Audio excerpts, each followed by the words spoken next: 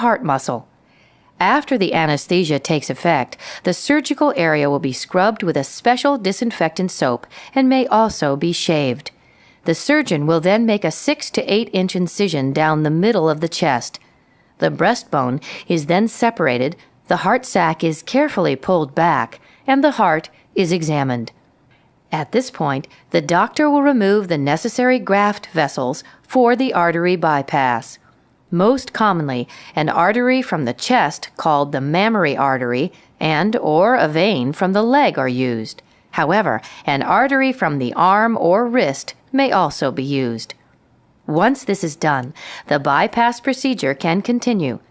At this point, the heart will need to be cooled to keep it still. During this time, the heart will be connected to the heart-lung bypass machine. After giving a large dose of a blood-thinning medicine called heparin to make sure that the blood does not clot, the surgeon will connect the heart to the heart-lung bypass machine with a plastic tube. Blood from the heart is then sent to the bypass machine through this tube. The machine supplies the blood with oxygen and then pumps it back to the rest of the body through the other tube. While connected, the blood simply bypasses the heart and lungs, but still reaches the rest of the body. After being connected to the heart-lung bypass machine, each of the blocked coronary arteries will be carefully inspected. The surgeon will determine the ideal place to attach the new vessel or vessels. Usually, the vessel is sewn into an area below the blockage and then into a location in the aorta.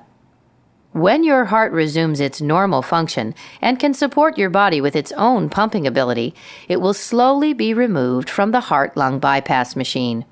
Because everyone's heart is different, the time it takes to be removed from the bypass machine varies.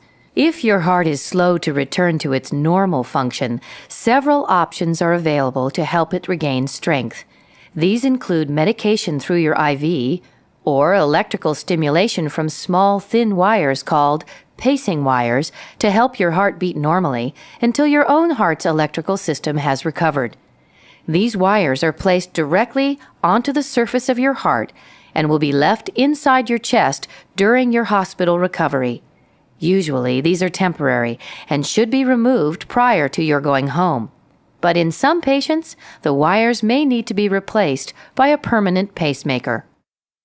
Several chest tubes will also be placed inside the chest to collect any fluid that drains into the spaces around the heart and lungs. These help to ensure that the lungs and heart are working properly. Lastly, the breastbone is brought back together with thick steel wire. This helps the breastbone to heal and prevents movement.